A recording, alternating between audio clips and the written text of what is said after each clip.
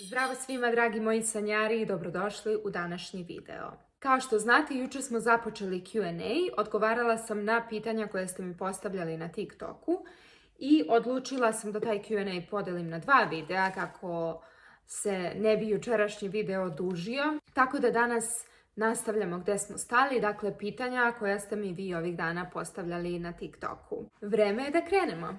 Prvo pitanje, Kau XGRWN.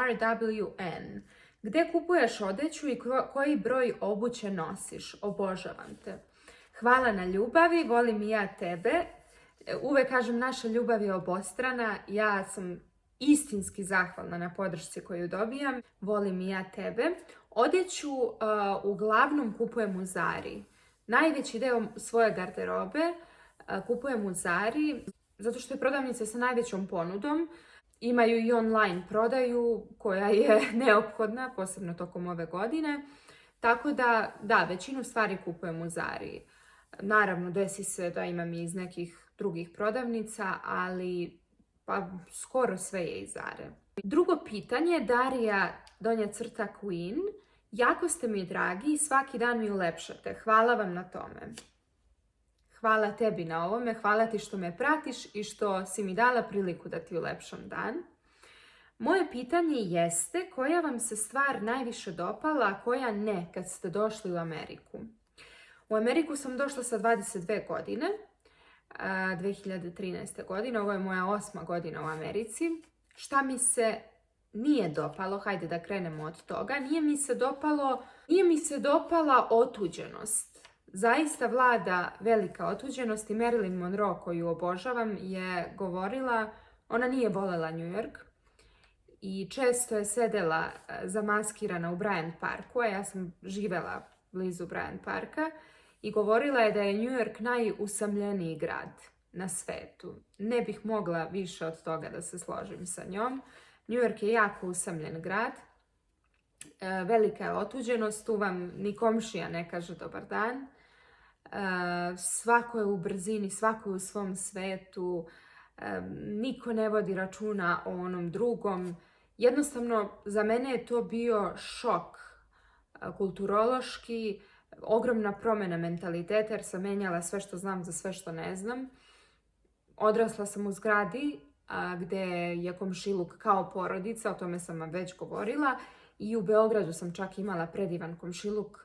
Tako da mi je jako bilo čudno to što ako se javim komšinici u New Yorku, ona nekad i ne uzvrati. Da, otuđenost, to je nešto što mi se najmanje dopalo. A šta mi se najviše dopalo? Najviše mi se dopala sloboda. Sloboda je nešto po čemu je New York prepoznatljiv. Imate slobodu mišljenja, slobodu govora, slobodu da budete ono što jeste, da se obučete kako god želite, a da vam pritom niko ne sudi.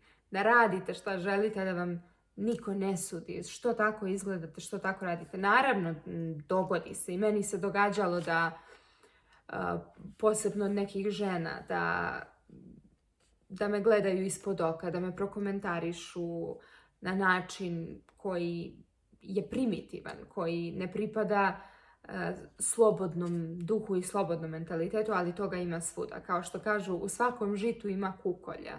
Kao što u našoj zemlji ima ljudi koji su ograničenih shvatanja, ima ljudi koji su širokih shvatanja, tako i ovdje. To je sve normalno, zavisi i od vaspitanja i od širine te osobe. Treće pitanje je Here Jana. U početku kada si počela da snimaš za YouTube i TikTok, da li se Talija čudila kada je vidjela kako pričaš sama sa sobom i kad je vidjela ring light? Nije se čudila, njoj je to od početka bilo normalno i od početka je u tome željela da učestvuje. Vi to i ne znate, ali u većini videa je ona tu pored mene, igra se, crta ili iza kamere. Nekad ne želi da dođe ispred kamere, nekad želi, pa je ja sečem iz videa zato što, kao što sam objasnila, želim kada ona još malo poraste da odluči da li želi ili ne. Mislim da ne bi bilo pošteno da je ja forsiram na nešto što je ona još uvek mala i da razume i da odluči. Tako da ali ona voli taj format, voli tu vrstu obraćanja, voli YouTube, voli scenu i želi da se bavi time. Četvrto pitanje, Lela 128, kada si bila mala, čega si se igrala? Imala sam predivno detinjstvo. Igrali smo se na polju, ispred zgrade, celo društvo iz kraja. Najviše smo voljeli da se igramo traže, to je slično kao žmurke, samo se kao podelimo u dve ekipe, jedna ekipa traži drugu. To mi je bilo omiljeno na polju, da se igramo traži i da pravimo sklonište, sklonđu, zvali smo to sklonđu, da pravimo sklonište. A u kući sam najviše voljela da se igram, pa najviše sam voljela barbike. I dan danas ih obožavam. Imala sam dosta barbika, čuvam ih i dalje. I dalje ih kupujem. Italija ih voli, ne u toj meri koliko sam ih ja voljela i koliko ih ja volim. Ali mislim da je barbika formirala i kreirala generaciju u kojoj sam ja rasla definitivno. Luka Marić, 55. Kada si bila mala, koji ti je bio posao iz snova? Kada sam bila mala, moj posao iz snova uvek je bio usko povezan sa scenskim nastupom, sa javnim obraćanjem. Smenjivalo se to između, pretežno je bila gluma, ali između pokreta, muzike, izraza, uvek je to bila kombinacija. I baš ono što sam i studirala, audio, vizuelni format, i od malih nogu sam to radila, nikad nisam bila stidljiva po tom pitanju.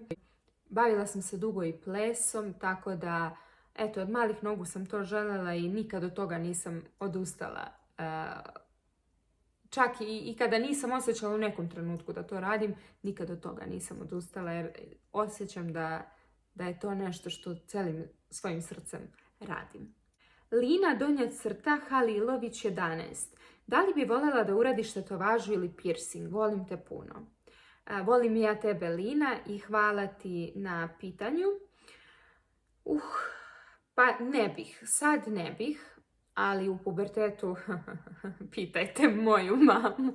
A ja nju stvarno moram da pozovem u jedan od mojih YouTube videa da vam ona prokomentariše neke od mojih story time-ova, njene reakcije, i da vam kaže te moje bubice i ideje. Uvek kažem, nisam bila problematično dete, da kasnim kući, da ih lažem, da nešto radim njima iza leđa, ali sam uvek imala, kako ona kaže, fiks ideje, neobične ideje i zahtjeve, i to uopšte nije bilo lako. Evo sad stavljam sebe u maminu poziciju, svaka njoj čast, zaista nije bilo lako i nije lako biti moja majka. Nikako. Ali u vezi sa tim, kada sam bila u pubertetu, žarko sam željela da probušim pupak i roditelji su mi govorili sačekaj još nekoliko godina pa ćeš odlučiti, sačekaj. Sve moje drugarice su dobile dozvolu od roditelja, moji su govorili sačekaj. I onda zaista sam se predomislila, željela sam da probušim nos u jednom trenutku, ali samo mi je to odjednom postalo toliko lepo mi je na nekim ljudima kad vidim i tetovažu i čak mi je lepo i kad vidim one tatu modele da su potpuno istetovirani, ali za to moraš biti rođen. Moraš biti rođen da znaš što da poneseš. Jednostavno na meni to ne bi izgledalo dobro. Ja sam toga svesna, zato hvala Bogu da to nisam uradila. Ali postoje ljudi koji to nose. Kao što neko kaže ne volim tigrasti print, a ja ga nosim, ceo pubertet sam ga nosila i dan danas ga nosim. Uvek sam to znala i voljela da iznesem, ali nekom to ne stoji. Tako meni ne stoje, smatram da mi ne bi stajale tetovaži i piercinzi, ali da, željela sam da probušim pupak i željela sam minđušu sitnu cirkon u nosu i nisam to učinila. Dobro je. Sjećam se, da, jednom sam probušila hrskavicu ovdje i to je gnojilo, to je bolelo i kada sam snimala neki studentski film, ja sam izvadila i to je zaraslo, to mnogo brzo zarasta i nisam više ni imala želju to ponovo da bušim. Andrejica 3. Da li si ti ikada mislila da ćeš živjeti u Americi i da ćeš snimati za TikTok? mogu da kažem da sam vidjela uvek sebe u inostranstvu. Konkretno nisam znala da... Pa da, mislim, najviše sam i mislila da će to biti Italija ili Amerika. Ali da, vidjela sam sebe u Americi. Što sam bila starija sve više i više. Tako da, definitivno, da. Kada sam bila mala, mislila sam da ću živjeti u Americi, a da ću snimati za TikTok. Pa dobro, TikTok nije postojao, ali kada sam čula za TikTok, odmah sam ga otvorila istog dana, ali ništa to nisam razumela. I zaista sam mislila, ovo, ne znam da li ću se ja na ovoj platformi snaći, ovo i nije za mene, jer sam mislila da se tu samo kao igra.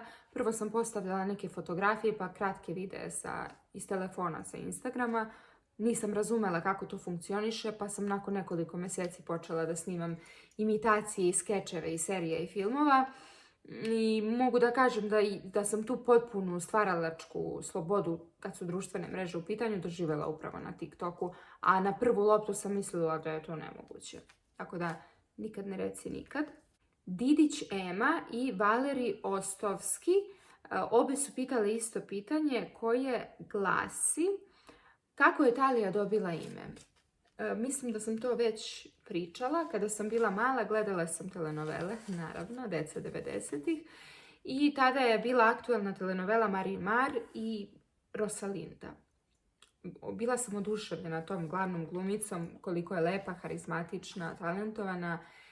I kada sam se raspitala kako se ona zove, zapravo, ta glumica, saznala sam da je ona velika zvezda, da je i pevačica i glumica i da se zove Talija. Talija, sa akcentom Talija. Bila sam oduševljena tim imenom i tad sam rekla, kad porastim imat ću ćerku koja će se zvati Talija. U toku studija, kada smo radili antiku na 3. godini fakulteta, pročitala sam da je Talija boginja koja donosi dobru sreću scenskim izvođačima. Što je još dobilo dodatni smisao, pošto je moj suprug scenski izvođač. Tad sam bila sigurna da će mi se dete zvati Talija. Kada sam zatrudnela, doktor mi je rekao da nosim dečaka, ali ja sam znala da je to Talija. I kada se rodila, ona je bukvalno izgledala onako kako sam je zamišljala, Talija.